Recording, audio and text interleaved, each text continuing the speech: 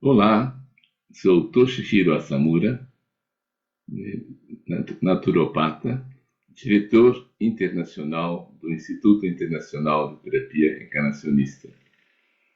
Sou também formado em naturopatia, em pós-graduação em terapias vibracionais.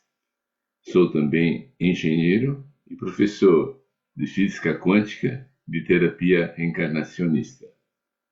Estou aqui, representando a Aporte de Portugal e agradeço imensamente essa oportunidade a mim concedida por essa organização para eu poder proferir a minha palestra. E hoje nós vamos falar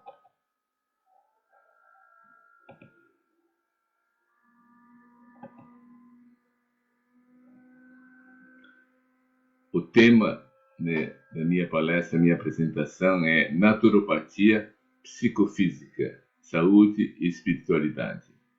Então vamos falar sobre saúde e espiritualidade, como a espiritualidade influencia, como a espiritualidade está presente no nosso dia a dia, da nossa saúde e das nossas doenças, também da saúde e doença. Primeiro, então, vamos falar sobre saúde e espiritualidade, onde a conexão entre saúde e espiritualidade é um tema muito interessante e relevante. Muitas pessoas acreditam que a espiritualidade desempenha um papel vital em seu bem-estar geral. Aqui são algumas maneiras pelas quais a espiritualidade pode influenciar a nossa saúde. Redução do estresse, a prática espiritual, como a meditação, a oração e a reflexão, pode ajudar a reduzir o estresse, promovendo relaxamento e paz interior. Então, toda essa prática espiritual que nós temos, as orações, os eventos, as participações, as nossas participações em eventos espirituais, em eventos religiosos, fazem com que a gente possa reduzir o nosso estresse. Isso é o que nós vemos no nosso dia a dia. Também o suporte emocional. A espiritualidade pode oferecer um sentido de propósito e pertencimento, proporcionando apoio emocional durante tempos difíceis. Principalmente em tempos difíceis, tempos de crise, realmente a nossa fé, o nosso lembrar da espiritualidade é importante para nos dar força e nos dar o embasamento para que a gente possa revigorar novamente. Melhoria da saúde mental. Estudos sugerem que a espiritualidade pode estar associada a menor incidência de depressão e ansiedade. Isso ocorre, em parte, através de uma maior resiliência e otimismo. A saúde mental, sem dúvida alguma, depende realmente da nossa espiritualidade, que faz com que, através da nossa espiritualidade, possamos estar com uma saúde mental mais melhor e mais melhor. O estilo de vida saudável.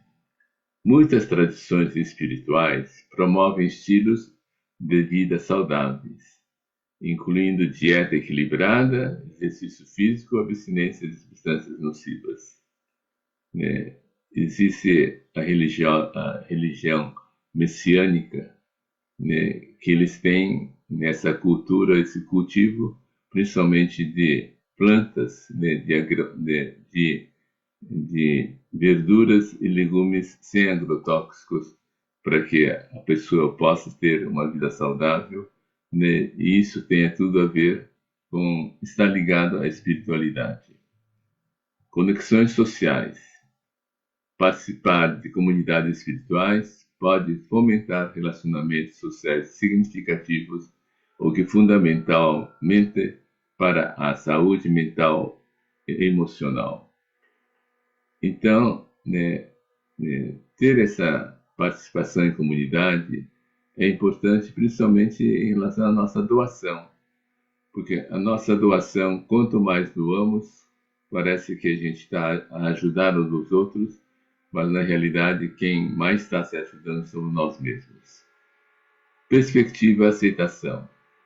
A espiritualidade pode ajudar as pessoas a verem as dificuldades e desafios de uma perspectiva mais ampla, promovendo a aceitação e o significado das experiências.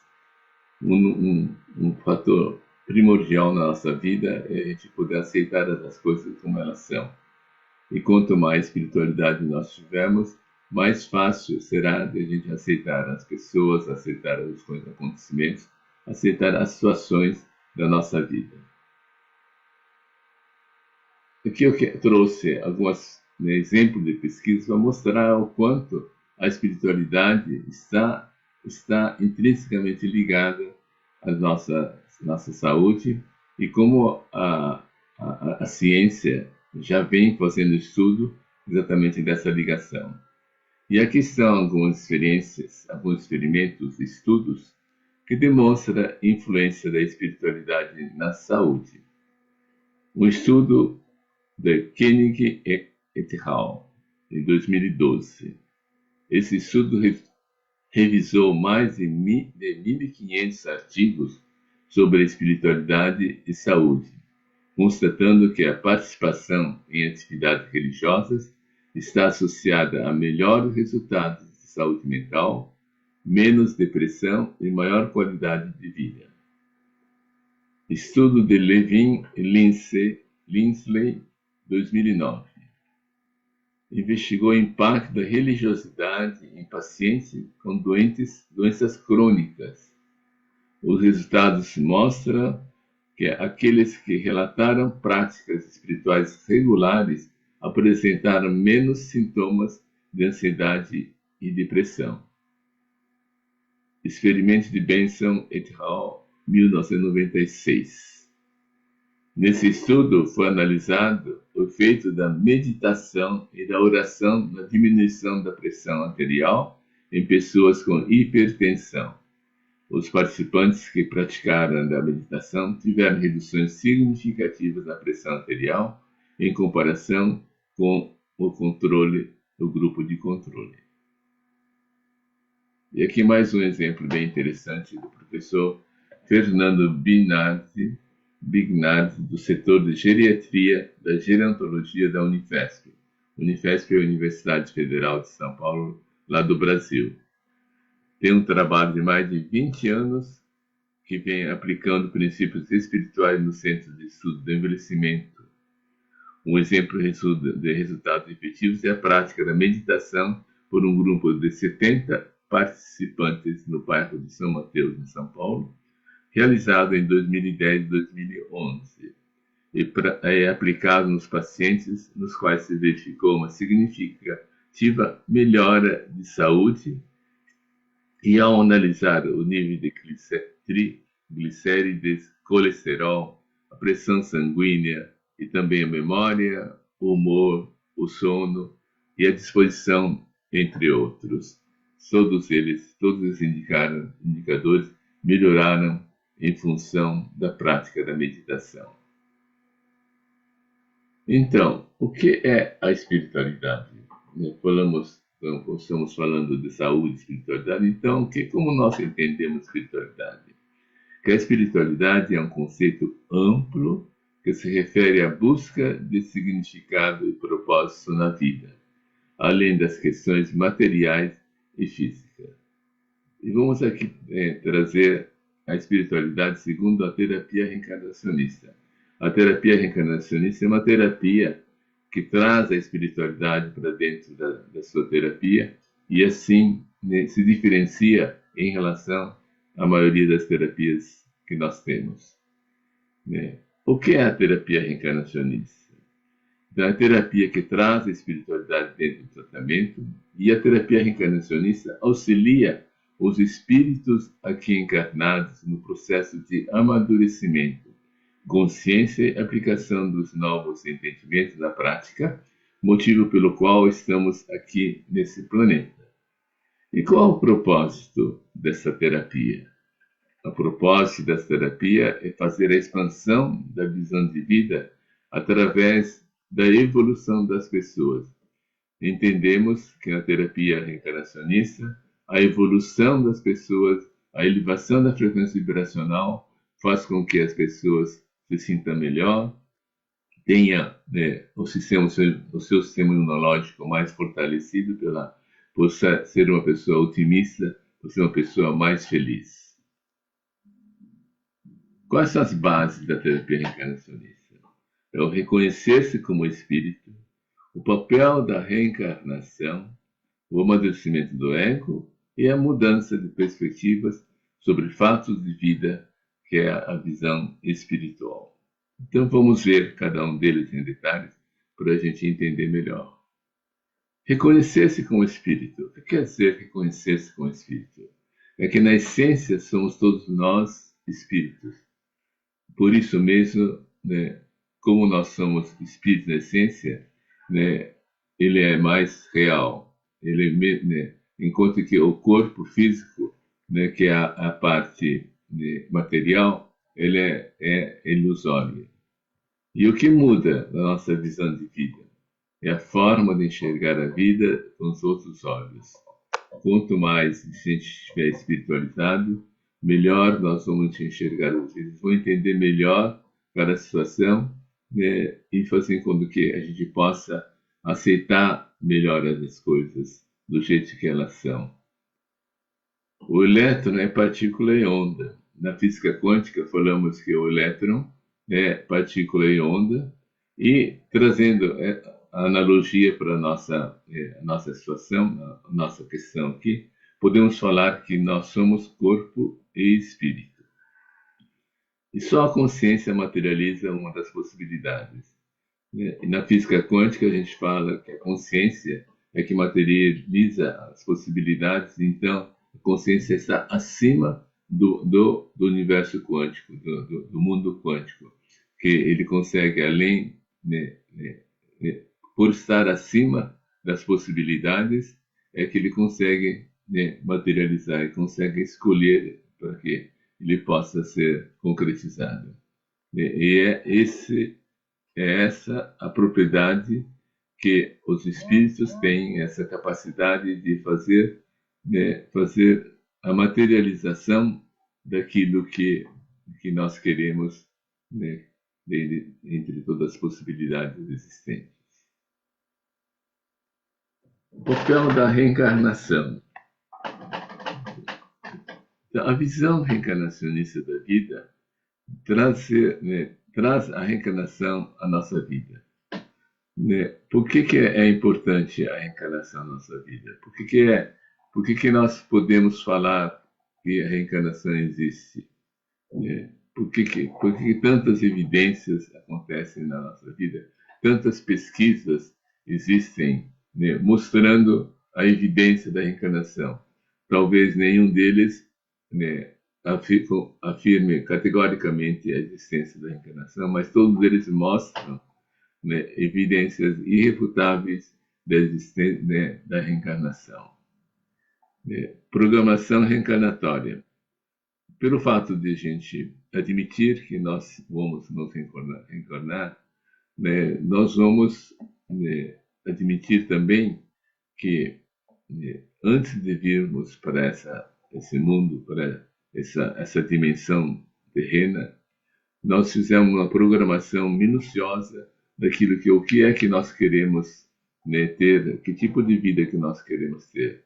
Escolher pais, escolher irmãos, escolher família, escolher o tipo da família, das suas condições sociais e econômicas, o país, a pele da nossa pele, a cor da nossa pele, branca ou negra, ou amarela, e assim por diante. Então, é importante a gente lembrar que nós fizemos essa programação para vir para cá. E isso nos leva à seguinte conclusão, que em nada nós somos nós somos vítimas das situações, mas sim nós sempre somos co-criadores. Temos a corresponsabilidade das situações que acontecem na nossa vida, e quando a gente enxerga as coisas dessa forma, nós teremos uma vida muito mais leve, nós não vamos ficar colocando culpa nos outros em relação àquilo que acontece conosco, e nós teremos a capacidade e nós temos o controle nas nossas mãos, e não na mão dos outros. O ser humano é o livre-arbítrio. Nem tudo acontece conforme o planejamento, porque como nós temos o livre-arbítrio, tudo aquilo que foi planejado, ele pode ser cumprido ou não cumprido dependendo da nossa vontade, dependendo da nossa decisão. Por isso que muitas vezes nós temos problemas na nossa vida quando nós distanciamos desse planejamento, dessa programação, a gente começa a encontrar as dificuldades na nossa vida, para que essas dificuldades nos mostrem o caminho para a volta para o fluxo normal da nossa vida, que é essa programação. Então, todas as coisas que acontecem na nossa vida não é para nosso sofrimento, mas sim para que a gente possa aprender. São oportunidades de aprendizado. E quando nós enxergamos a vida dessa forma, ela se torna uma vida bem mais leve. E a reencarnação é a justiça divina em ação. Para existir a justiça divina, precisamos da reencarnação. A reencarnação, então, é a oportunidade que nós temos, a oportunidade que o universo nos dá para que a gente possa, através da passagem da vida nesse plano terrestre, possamos nos aprimorar, possamos nos desenvolver e possamos evoluir. Essa é a grande finalidade da nossa vida, e a reencarnação existe porque, como nós não temos a capacidade de resolvermos todas as questões numa vida só, necessitamos de várias vidas, de N vidas, para que a gente possa ir fazendo esse aprimoramento, até que um dia a gente não tenha mais necessidade de voltar para essa dimensão. O amadurecimento do ego. A importância do amadurecimento é essa finalidade para a qual nós viemos para cá. Estamos aqui para cuidar desse ego. E é o nosso dia a dia, em todas as situações, em todas as nossas atitudes, é importante a gente lembrar que existe esse ego, o ego do eu, do egocentrismo, do egoísmo, que nós devemos nos distanciar cada vez mais e sair do eu e ir para o nós, e começar a pensar em nós, para que através dessa mudança de atitude, dessa mudança da nossa crença, a gente possa viver melhor, se relacionar melhor na nossa sociedade, no nosso meio, nessa nossa dimensão. E como proceder para o amadurecimento do ego? A melhoria das nossas características de personalidade. Todos nós temos uma personalidade. E na terapia reencarnacionista dizemos que a nossa personalidade já vem de outras vidas. Como nós temos várias vidas, em cada vida nós assumimos um personagem. Mas a personalidade desse personagem é muito parecida entre uma vida e outra, e nós trazemos essas características dessa personalidade para essa vida atual também. E é importante nós olharmos para as características e vermos de trabalharmos as características negativas para que todas elas se virem positivas cada vez mais. Por exemplo, a pessoa triste, a pessoa magoável, a pessoa que é muito raivosa, que a pessoa gananciosa e assim por diante, são as características negativas da pessoa que é importante transferir, e começar a praticar a bondade, a caridade, o amor, a paz, a tranquilidade, a fraternidade, que são as características positivas da nossa personalidade. E como podemos mudar as nossas crenças e valores para que a gente tenha uma boa personalidade, né? É através, principalmente, da nossa observação. Vamos observar no dia a dia como é que nós agimos, qual o nosso comportamento e nossas atitudes. E através do nosso olhar, nossa conscientização, podemos identificar quais são as características negativas, principalmente aqueles padrões de comportamento, identificar os padrões de comportamento para que negativas a gente possa trabalhar um a um e fazermos então essa reforma íntima para que possamos desenvolver, evoluir nessa dimensão que estamos. E trabalhando a personalidade intrínseca e, então, observando atentamente para corrigir os nossos erros, é o caminho principal para que a gente possa fazer essa transformação, para fazer a mudança da nossa personalidade, né? E podermos evoluir cada vez mais. Mudança de perspectiva sobre os fatos da vida, visão espiritual. O observador escolhe o que quer concretizar. Está tudo em nossas mãos, né? Então, todos nós, na física quântica, falamos que o observador é que escolhe, né, e que o observador faz concretizar aquilo que ele quer. Essa é a capacidade, esse é o poder que nós temos nas nossas mãos, né? Tudo em nossa volta depende exclusivamente da nossa intenção, da nossa decisão.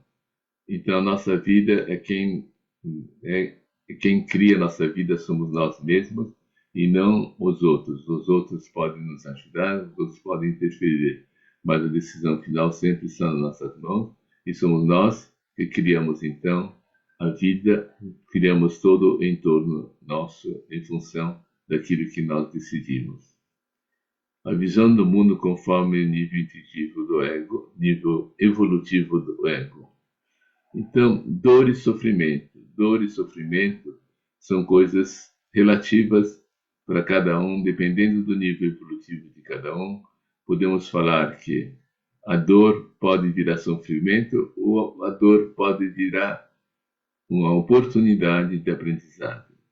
Então, quanto menos evoluído nós somos, mais sofrimento nós teremos. E quanto mais evoluído nós somos, menos sofrimento nós teremos, principalmente porque, como a gente enxerga a dor, enxerga, né, a desavença, enxerga os problemas da nossa vida, não como problema, mas como oportunidade, assim a gente transforma totalmente o fato em coisas positivas para a nossa evolução, para o nosso aprendizado. E outro item super importante é aproveitar ao máximo a nossa vida, né?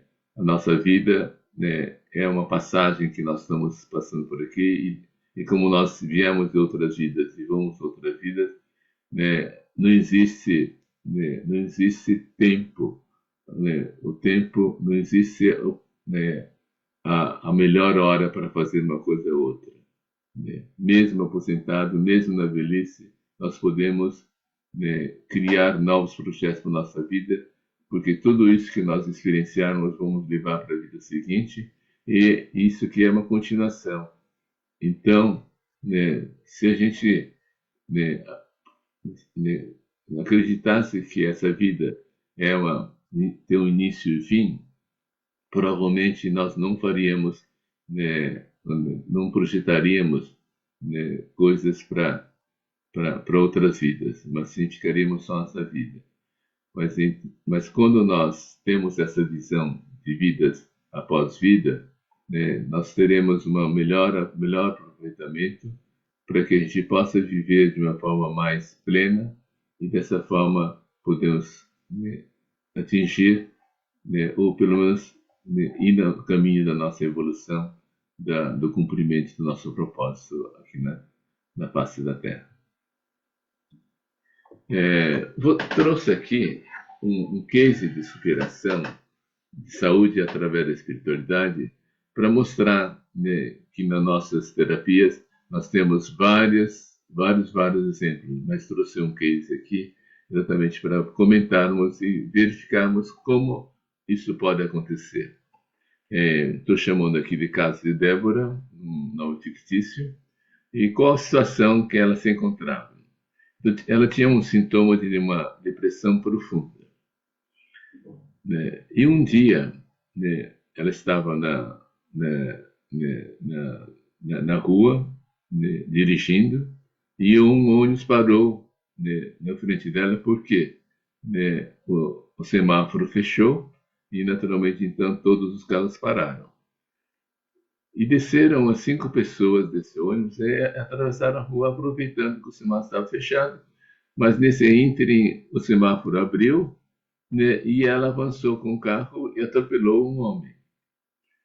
Né? Ela ficou super, né, intranquila, né, nessa situação de ter atropelado a pessoa, se sentindo muito culpada. Durante Deus todos os socorros necessários, né, levando aos hospitais e fazendo tudo o que fosse necessário. Infelizmente, no dia seguinte, ela teve a notícia de que o homem morreu. E já ela estava preocupada, e já ela estava naquela situação, né, anormal, e depois que ela ouviu que o homem morreu, ela entrou no estado, né, estado pirou, né, ela ficou totalmente, né, fora de si, desequilibrada. A insegurança, não conseguia se organizar, memória fraca, não conseguia memorizar datas, compromissos.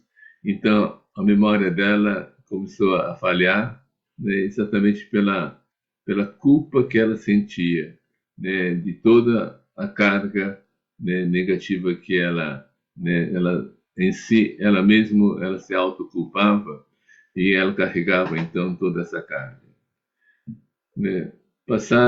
Ela passou 2 anos fazendo tratamento psicológico, mas teve pouca melhoria.